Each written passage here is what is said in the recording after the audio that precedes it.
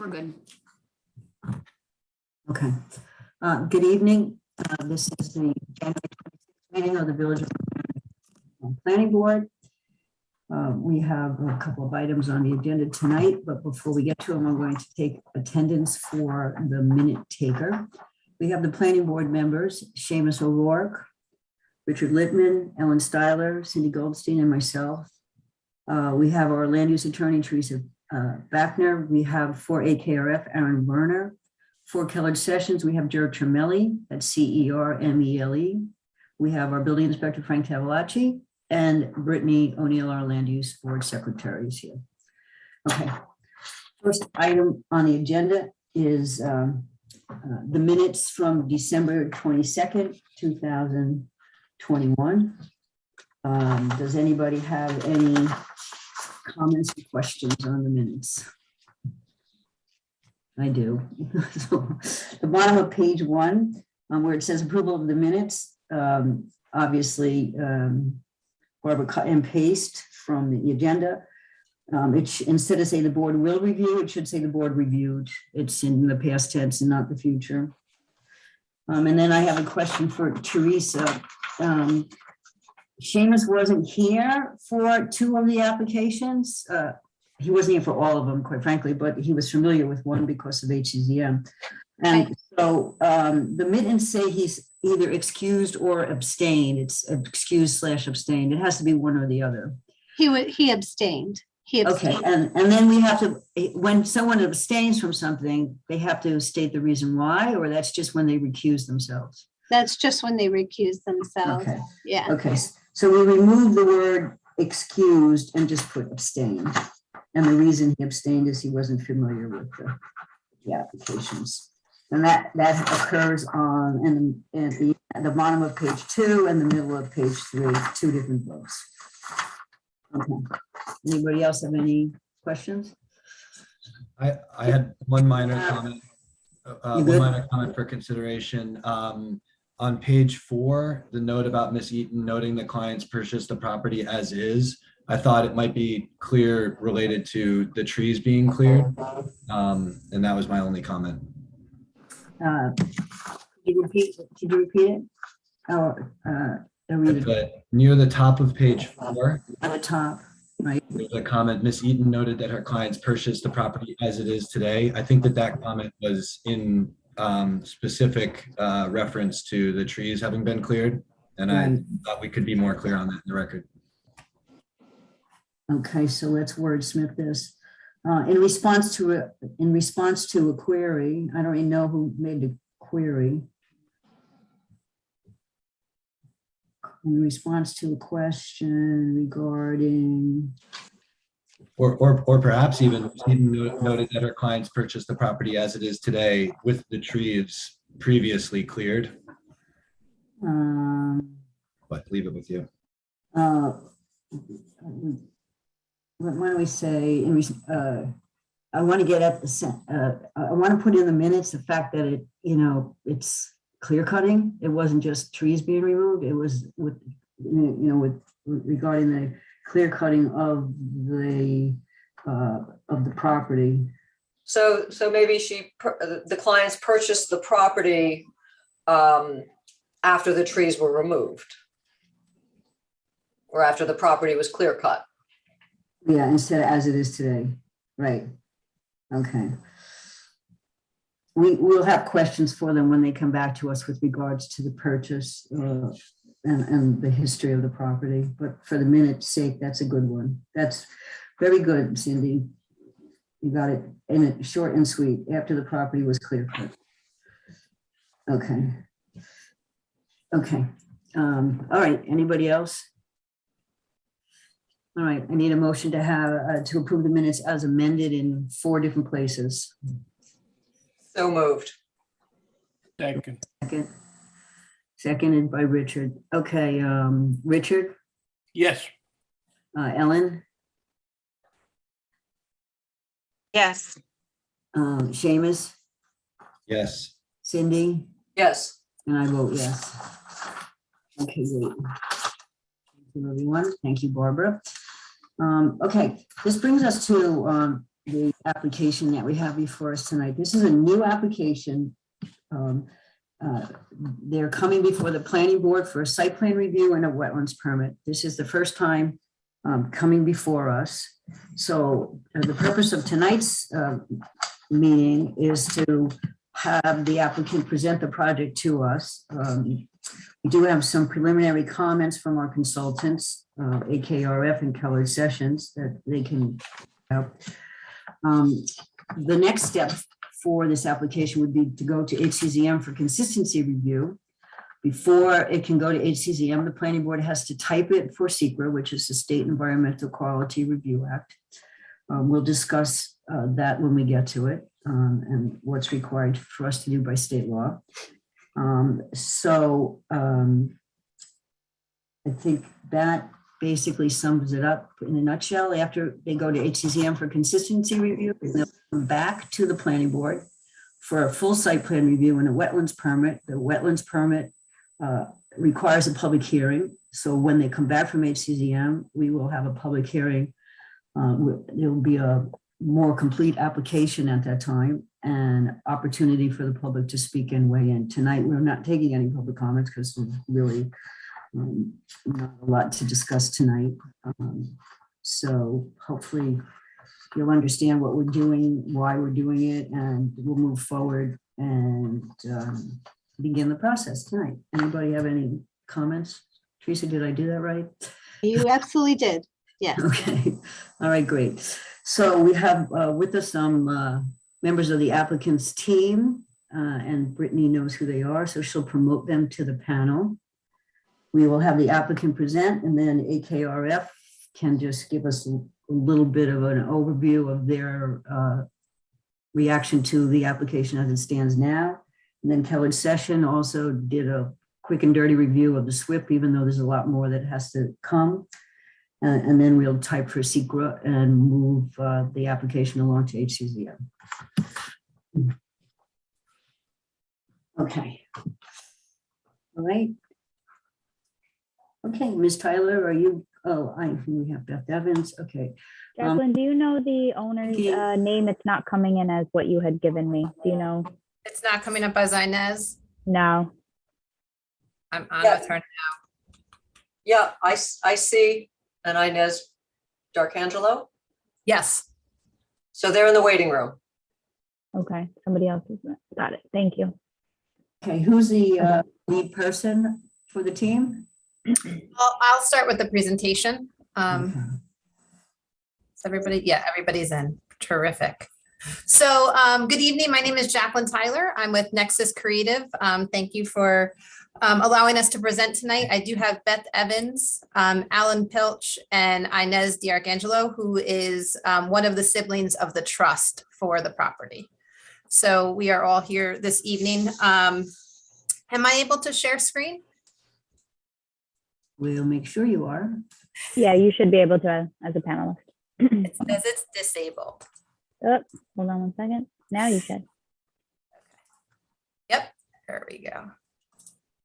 Perfect. So this evening, we're here tonight to discuss a single family residence located on a vacant lot. So it's a completely new application, as was stated earlier, for a new building. Apologies. If you're not talking, please mute yourself. It's my phone in the background. Oh, it still stands. If you're not talking, please mute yourself. Yes, it'll stop in once. Okay, apologies. So we're here, as you mentioned, we do need to attend the Harbor Coastal is our next stop. We're aware of that this evening. So we, as you can see from this overlay, we have an aerial with the yellow is the property line. Everything that you see within this orange up to this cyan is the only buildable area on this lot. Just to give you a little bit of a history, the current owners, again, it's a trust set up from their parents. They owned both 911 Soundview Drive and 921. So both properties were owned. They've been paying taxes on this since they've owned it in the 60s, understanding that it was a buildable lot. When we started the process a couple of years ago, just kind of looking at this, We then discovered the fact that there was a much more extensive review process. So that's where we are here today to start that process with you all. So we attempted to keep as much of the building inside of this area. As you can see, it's a very minor area as opposed to the entire lot. The lot does slope down from Soundview Drive, and I think that was actually mentioned in one of the memos as well, back to the wetlands area. What you can see here, this purple line, that is the edge of the flagged wetlands area. This purple with the cyan line, that is the 100-foot buffer. Just to clarify, because of the way that this wetlands wraps around, you end up having to draw a radius out from this corner, which is why the cyan line does not match the curvature of the purple wetlands line. So I know in the past when we've shown this to other people, it's been a little confusing, but I wanted to clarify that portion of it. So moving forward, what we are proposing is to bury most of this into the hill as much as possible. I'm going to jump over to the basement plan for a minute, with allowing a walkout basement that works with the grade at the front portion of I should say the front end of the basement, which is the rear portion of the house. We are also looking at a raised pool platform, elevated pool, so it will not be in the ground at all.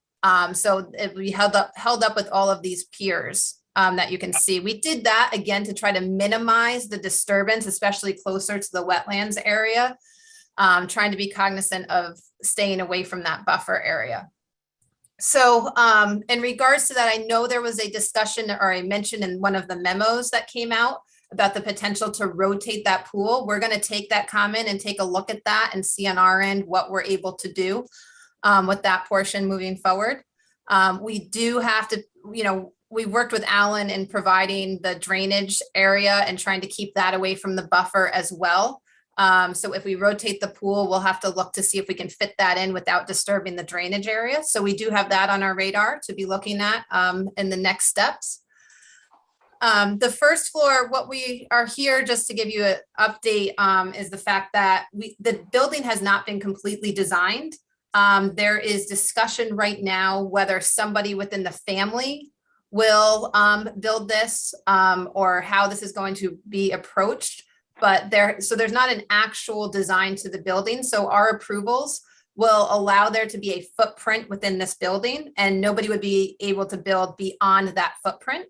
Once we decide, whoever it may be, whether it's Inez's son, a cousin, whoever may end up building this in the long run. So we've accounted for our square footage. We are within all of the regulations for all of that. It's strictly just the wetlands portion. We meet all of our current required setbacks. I wanted to flip over to here so that you all can understand that all of this is set up on piers, as I mentioned. Again, just trying to really keep the portion of the building up to the front side of the property and as far away from the wetlands as possible. The land does slope down, as I said, so we are significantly further away from the wetlands in regards to both height and distance away from there. And I'm just going to flip through. Again, these are schematic elevations, not really fully understanding the exact interior layout, how that's going to be. But this is where we are currently with our massing. You can see along here, so the wetlands would be in this lower portion of the building. You can see this line is that's the 100-foot buffer, and then the massing and the elevated pool and deck. We went ahead and had some drone shots taken of the property for a couple of reasons. We wanted everybody to have a clear view of what was happening in there because it's hard to see from the roadside. So you can see what's happening with the property here. Like I said, it is a vacant lot. It's been vacant since they've owned it in the 60s. There are some trees that are fallen. Beth Evans is here tonight. She can speak a little bit on the property and the wetlands portion of this. She did go out right before COVID, I believe it was, and reflag everything. So that's been updated, what I would say recently as well. And with that, I'm actually going to turn it over, Beth, in case there's anything you wanted, or Alan, that you wanted to add in regards to the property. And then Alan, I have your drawings up that you can walk through the drainage as well. Beth, do you want to go first?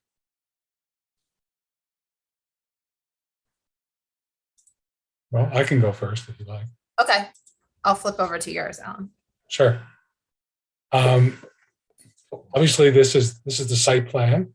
You can also see that there's a conscious effort to keep the house as far outside of the buffer as possible, and the house is right at the front lot line as well. Just want to point that out. And if you go to the next sheet, 102, I just want to point out here that what we're doing is this is really a grading and utilities plan. Essentially describes the grading of the site, which is pretty minimal, but most of it really shows the storm drainage piping around the perimeter of the house, picking up the roof drain leaders and conveying that into a stormwater management facility that consists of subsurface chambers, which you can see sort of through the, I don't know if you can see my cursor, but they're located in the northern portion of the site. And this stormwater management facility is designed to capture and treat the water quality volume, which means there's actually no discharge from the roof runoff or driveway during, I believe it's even the one-year storm. What happens is that stormwater runoff gets infiltrated into the ground and renovated, and the water quality is improved. In addition, we also provided peak rate attenuation of the 1 through 100-year storm. I understand one of the comments is that it's only to the 25-year storm, but we had the numbers for the 100-year storm, and it showed clearly that the peak rate attenuation was provided. And since it's in a flood zone, which is the 100-year storm event is the flood of concern, that's why it made sense to at least show that on this plan. And we also just point out we did have an erosion sediment control plan, which identifies practices to be taken during construction. There's actually a double line of silt fence at the limit of disturbance, which will certainly help to prevent migration of any sediment towards the resource into the wetland area. It also shows other features such as a stabilized construction entrance, soil stockpiles, inlet protection.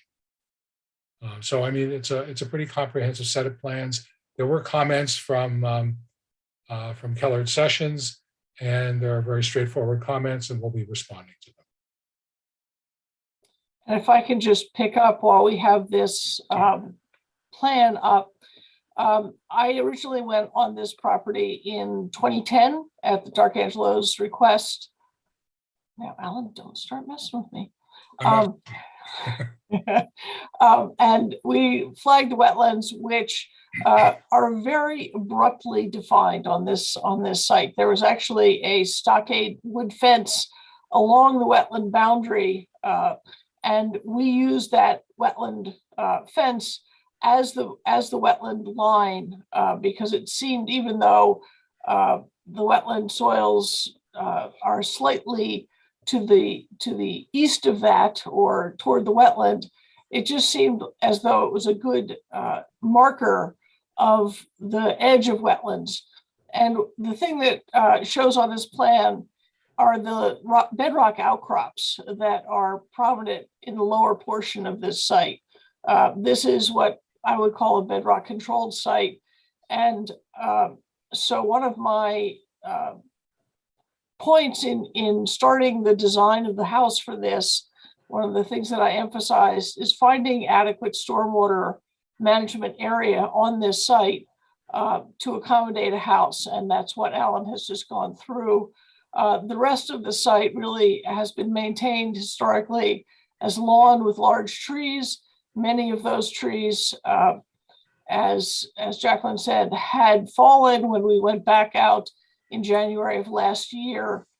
Many of those trees have been blown down in the various coastal storms that we've had, but the wetland line remained the same. So that's all I have if you have questions.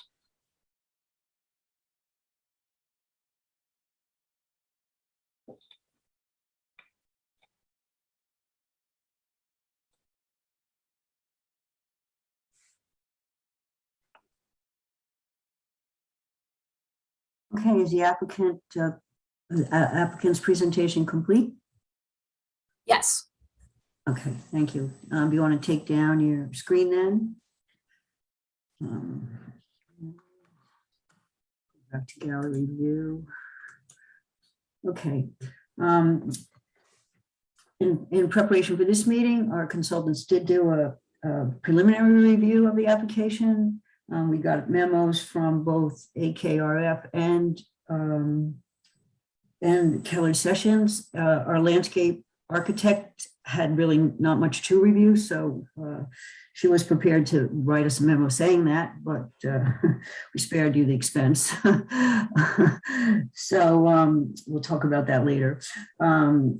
AKRF is Alan Werner's here from AKRF. Do you want to just sort of summarize AKRF's initial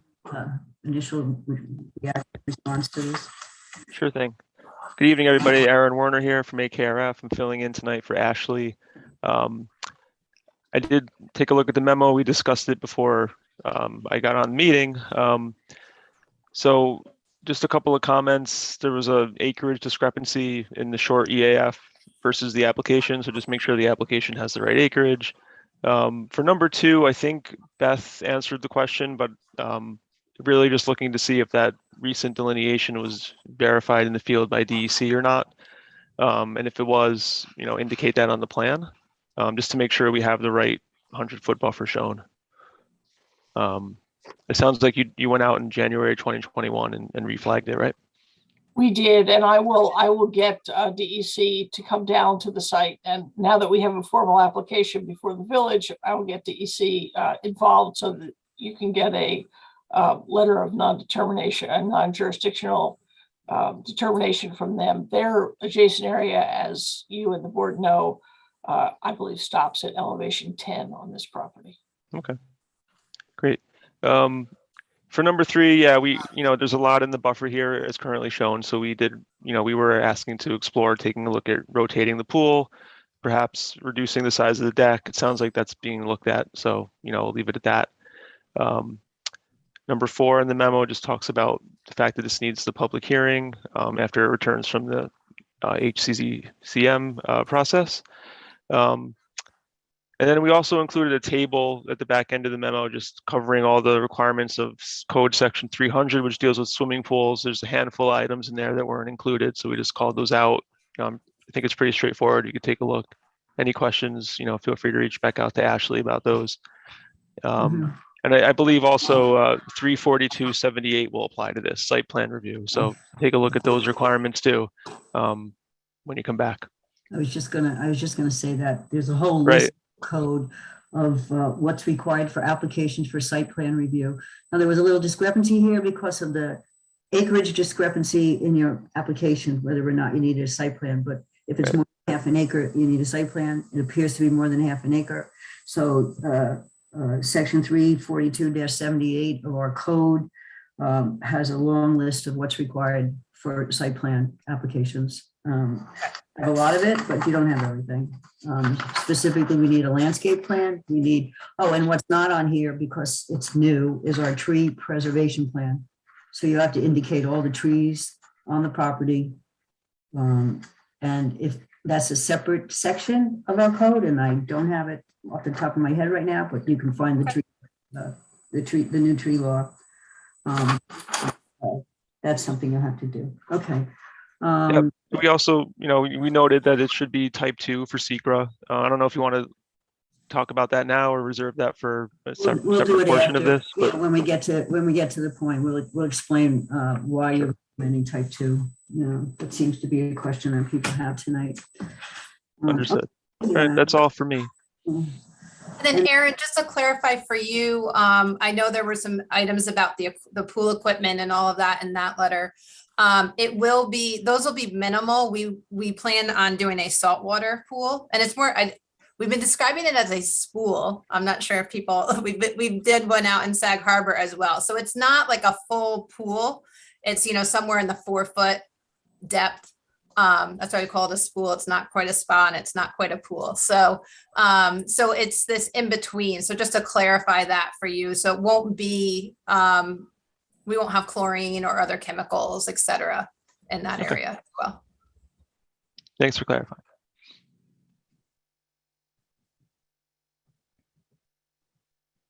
All right, so you should look at chapter 300 to see if this meets the definition of a swimming pool, and then the requirements in chapter 300 apply. I couldn't tell you offhand what the definition of a swimming pool is in our code. Okay, does any member of the planning board have any questions for Aaron while we have him on the hot seat here? No, we'll move on to our village engineer. We have Joe Tremelli here from Keller Sessions. There you are. Okay, so your firm did a cursory review of the paperwork so far. I know you started with some comments. And just to let the applicant know, Alan, you and Keller Sessions can, communicate freely throughout this whole process. Keller Sessions is also the consulting engineer for all the land use boards, so they'll be working with the HCZM as well. So. Correct, great. Okay, so Joe, do you have anything? Sure, I can, if you like, I could just go through some of the more poignant points of the memo. There's a number of minor technical items that I'm sure Alan can easily address. As he already stated, your code requires that they provide water quality as well as mitigation through the 25-year storm. They've taken it a step further and demonstrated that they can mitigate through the 100-year. We do have some clarifications and some requested modifications to the study. I'm sure, he can make those, and he'll continue to demonstrate that the same level of treatment and peak rate attenuation can be attained. I guess to start with some clarification we would like on the coverage areas. I believe the report noted approximately 4,000 or 4,300 square feet of impervious surface. I know, Alan, you were being conservative in counting the deck towards that, but in reviewing the water quality calculations, the numbers seem to differ even further, even discounting the deck. So just some coordination on that end. You mentioned the infiltration rates in the report. They were assumed for the purposes of the design. At some point, we'll want to get out there and witness some soil testing with you, especially given the presence of the ledge in the rear yard. We just want to make sure we have adequate depth for the system as designed. Going back to the water quality, while we understand what it is you're proposing, and your report does demonstrate no discharge for the 1-year storm, and that you're containing the water quality volume within the system, we didn't see any provisions for pre-treatment of that flow. So we're going to want to, we'll need something in that respect. And then just going back to the deck quickly,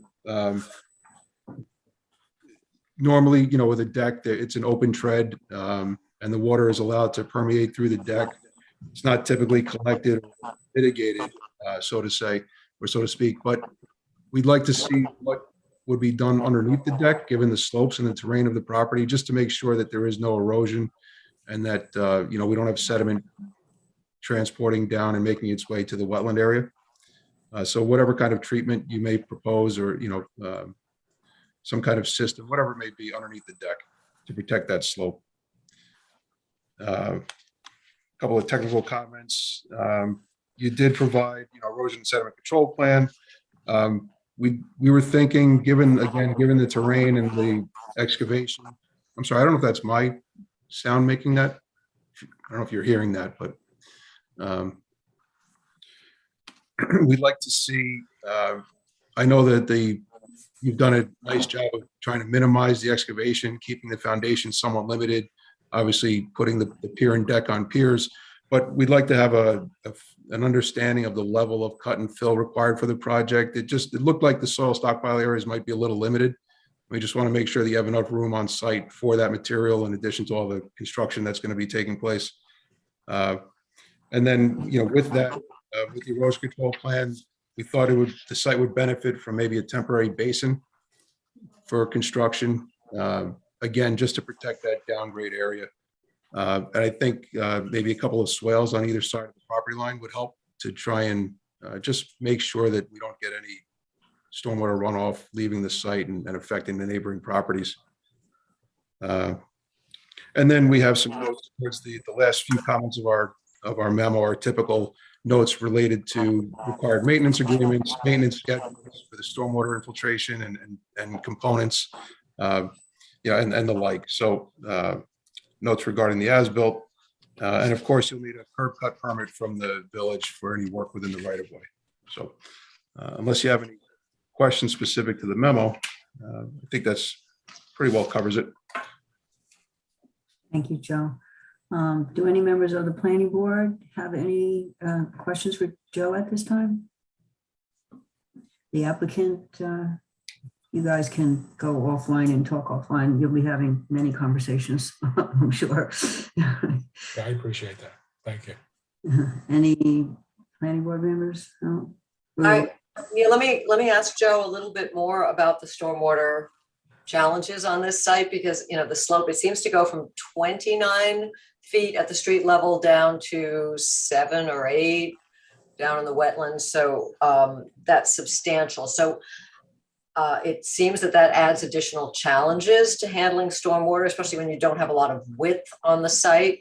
So, and also then having to be careful about the buffer area. So I know there were some suggestions in there, but in terms of how they would handle it because of the sloping, is there, this part of the project needs a lot more analysis and work to just, get the rest of the information and then proceed with a recommended plan for stormwater. Yeah, I think they've done they have a great start. We just suggested some additional measures because of the terrain. So maybe some, as I said, a temporary sediment basin at the low-lying area of the rear yard prior to the wetland, before that existing fence, and maybe some diversion swales to channel any sediment-laden runoff during construction into that basin. It'll allow it to settle out and filter so that you're only, you've got clean stormwater runoff leaving the site. And there's other measures. I'm sure Alan will, do a fine job. Erosion blankets, whether it's mulch. There's plenty of temporary measures you can employ during construction. We could work that out offline. Okay, so there's the construction portion, and then there's the after construction portion. So I guess that's really what I'm focused in on. Right. So post construction, they've already shown a system of inlets and drains and conveyances to collect the runoff from the driveway, from the building roof. As I said earlier, the water on the deck will be allowed to permeate through. So all the stormwater from the impervious surfaces will be collected, mitigated in the infiltration system. There is a protected outlet from that because, like any system, at some point there's going to be an overflow. But they've designed a level spreader for that. One of our recommendations was to just look at that level spreader and maybe widen that a little bit further along the length of the rear yard, or the width rather of the rear yard. Where it's shown now, downgrade of that level spreader, the topography seems to channelize the flow again. So we just want to make sure that discharge gets spread out a little more evenly across the rear yard. Again, just to try and minimize any rills or focused erosion control, any focused stormwater discharges that would lead to potential erosion. So, and you're confident that there can be a system worked out with the bedrock that's been identified in the backyard? Well, that's what the soil testing will tell us. So, based on the soils that are on the site, they vary pretty widely. The Charlton Chatfield soils, they can be well-drained soils. They can also have shallow bedrock. And because you've got the exposed bedrock there, we just, we want to make sure that you have the adequate depth and the separation to rock or groundwater so that the infiltration system works as designed. So we'll confirm that with some soil testing. And then, if there are any modifications or adjustments that need to be made, we'll work with Alan offline and make sure that's taken care of. Oh, okay. This is probably one of the only applications we've seen that doesn't have an extensive Cultex system, and I gather that's because it wouldn't work. Well, they are proposing a Cultex system. Okay. We just want to make sure that the soils are adequate for it. So there were some, conservative assumptions made for the design. We just want to verify those assumptions with some field testing. Okay, and if some, and maybe I don't want to put you on the spot for this, I just wondered what the material for the pilings would be. What, is that concrete, whatever's holding up the deck and the pool and the back of the house? We'll determine those, as well as Joe mentioned, the soil testing will provide that information of what we need to install there. Okay, so that'll be based on further testing. Correct. You'll also have to determine how deep those pilings have to go also. Correct. Right. How many actual pilings are in the plan? I didn't count them. Does anybody know off the top of their head? I do not, but if you give me a minute, I All will right, try. that's and okay. quickly. That's okay. We don't need it tonight. I was just, it came up, so I just. Yep. I can count them on the plan, or we can do it the next time you come. Okay. It's not urgent, right? Okay. Joe, while we were talking to you about, I think, this topic, and help me out here, please. So the Cultex or whatever, that would be a water quality aspect, right? There's the kind of erosion, maybe, quantity side of it, and then quality, because I assume with the slope, everything is going to end up in Otter Creek wetland, critical environmental area. So is the water quality covered at this point in the SWIP, or will be expanded on? Yeah, well, it'll be expanded on, but the Cultex system it provides a dual purpose. It provides water quality volume and storage for the water quality volume, I should say, as well as attenuation of the larger storm events. So I believe the 1 year storm, Alan, correct if I'm wrong, there's no discharge through the 1 year storm. Correct. And as storms start to exceed that storm level, you do start to get overflow from the Cultex system, which is typical. And that's what's discharged to the level spreader. The key here is as far as the larger storms are concerned, they've analyzed the existing conditions, compared it to the proposed development, and that peak rate of discharge, when you compare pre and post conditions, either meet or reduced by the design. And he's showing a reduction in all storm events through the 100-year storm. Obviously pending these details and confirmation of soils, but I think the only real component that needs to be added at this point is the pre-treatment. So there's a water quality volume that's sized for the development, and there's a percentage of that needs to be treated prior to discharge to the system, just to protect the longevity of that infiltration system. And I guess the water quality, to whatever degree it's required, but that's going to cover the fact that now this is retaining water on a brownfield site, cars maybe from the road collecting from a roof and all the rest, so that the water quality aspect is pre-treatment, and then the Cultec, is that what's provided here to address the quality of the water that's ending up in Otter Creek? I was going to say, that's correct. Infiltration is a very sound way, if you will, of providing water quality treatment. Mm-hmm. It also reduces sediment very effectively.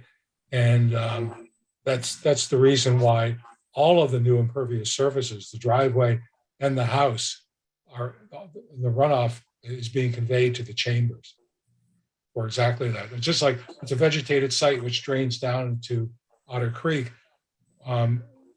Following this, all the new impervious surfaces are going to be conveyed, the runoff from it's being conveyed to the chambers. So the only thing that's left basically are the, again, vegetated surfaces, which will discharge. I mean, that's how it's set up. Right. And from a water quality standpoint, if the soils allow it, infiltration is always the best way to go. You want to try and get as much of that post-developed rainwater, stormwater back into the ground. So they're doing that with water quality. The only thing, as we said, that initial storm, that first flush, is what carries all of the sediment off of it. And you just want to make sure you collect and treat that before it gets into the system. Thank you. That's a helpful explanation. Okay. Anything else here? If not, we can move on. Okay. The applicants can step down from the panel. Thank you very much. Thank you for your time this evening. We appreciate it. We're not, believe me, we're not done. you. Well, and I appreciate the discussion. It's really helpful to have that discussion at the front end of stuff. So thank you for Well, that. we're trying to have more of a dialogue between us and the applicants, and, an early meeting, more of a preliminary meeting as opposing to plunging right in, and because you do need to give us more information.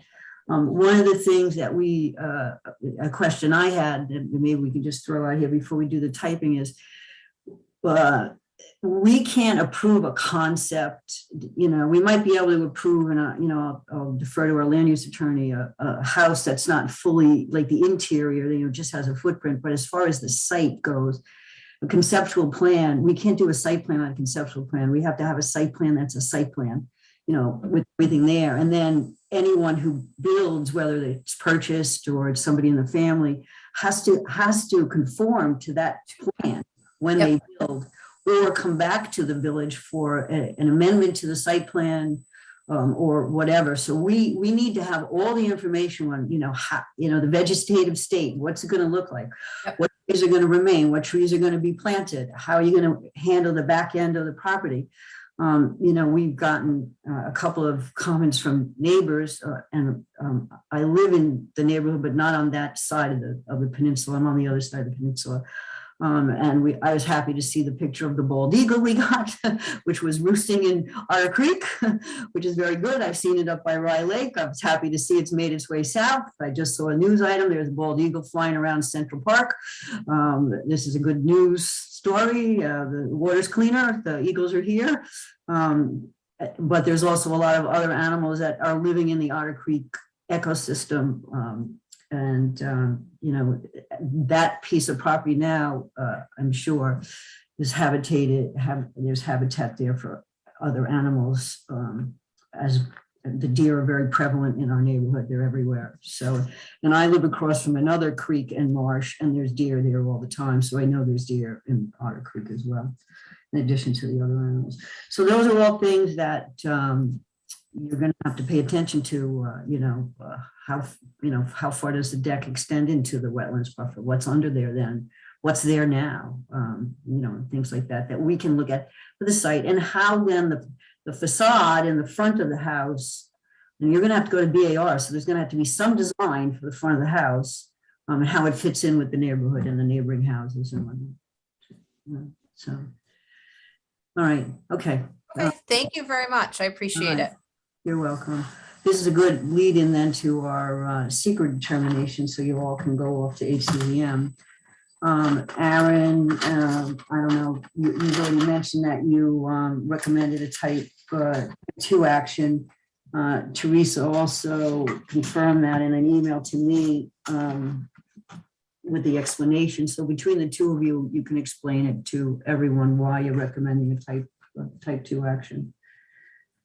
Sure, it's pretty simple. I mean, it's in the state regs 17.5C for SECRA, has the type 2 list, specifically number 11, which deals with single family, 2-family, or 3-family residences on an approved lot. We have a single family home on an approved lot here, so that automatically meets the definition of a type 2 action. So let me just, the list that you're referring to is a list of projects or actions that would be a type 2 action by law, by state law. Correct. This is what's listed in the state law. If you have one of these actions, it's always a type 2 action. That's correct. It means no environmental review is required under SECRA. No forms need to be filled out. In this case, you have a wetlands permit process, which, gets to a hard look at the issues like wetlands and vegetation and stuff, but it doesn't require preparation of an EAF or EIS. It's a type 2 and it ends there. Thank you. Teresa, do you have anything that you want to add to that? I thought the paragraph you added in the email to me about how it's against the law to put a type to make a type 2 action anything other than a type 2 action. But Well, it's the regulations provide that if something's listed as a type 2 action, a municipality can't convert it by adopting a local law into a type 1 action. So, and I went back and I looked in the village of Mamaroneck, zoning code and the other laws, and I haven't seen anything in there that would lead me to believe that you've converted any type 2 actions to unlisted actions. So you're basically following the state rules, so that means you're bound by them. And in addition to 11, there's also 12, number 12, which addresses swimming pools and minor accessory appurtenant residential structures like swimming pools, tennis courts, sheds, things like that. So clearly the intent that DEC had here was to exclude single family homes and whatever goes along with them typically. And so just to avoid the confusion, because I think the neighbors brought it up, and I worked on the 1000 Taylor's Lane application on HCZMC, and that was a type 1, I think, action. But that was different because it was a subdivision, not a site plan. Is that the distinction here? That is correct. It has to be a single family, 2-family, or 3-family home on an approved lot. And this has been a lot since the 60s, so it's definitely an approved lot. So if it was a subdivision for some reason, it would be typed differently, but it's not. So that's the end of it. Teresa, may I ask you one more question? On a property like this of about a half an acre, when you're determining the floor area ratio to figure out how large a house you could build, you include the entire half acre, even the part that isn't buildable because it is in the 50-foot wetland buffer. Is that right? There's no restriction on FAR based on usability of the total lot. Okay, here I would have to say, Cindy, that I would have to look at the FAR and get back to you on that to be sure. Okay. Okay. Great. Thank you. Anything having to do with numbers, I like to double check before I answer. So. Thanks, because it seems incongruous for the law to allow, a piece of property where there is a physical restriction, it's a water or whatever, but if you own the property that can't be built on, it can still be used to calculate a larger structure to be built on what is then effectively a smaller piece of property because There are other checks and balances. I mean, there are setbacks. And, as was pointed out, we do have the review. First of all, ACZM will do a consistency review, but we'll also do the review as for the wetlands permit. So there will be an environmental review. So if the house is too large from an environmental standpoint, that's an opportunity, it checks and balances, an opportunity for us to ask for changes or something. Does this application also need the building department issues a floodplain development permit? Is that something required on this kind of application? Yes. Yeah. Okay. That's Frank's purview. So, but we should have a copy of the application for information purposes. Getting back to that floor area ratio, our code defines everything excluding underwater lands. That's how it's defined in the code. So I think you take the total of the house divided by the by the area of the lot, excluding underwater lands. That's how it's defined.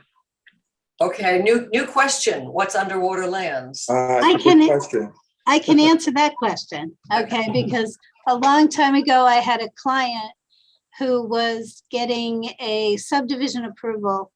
And in that municipality, they did not exclude underwater lands.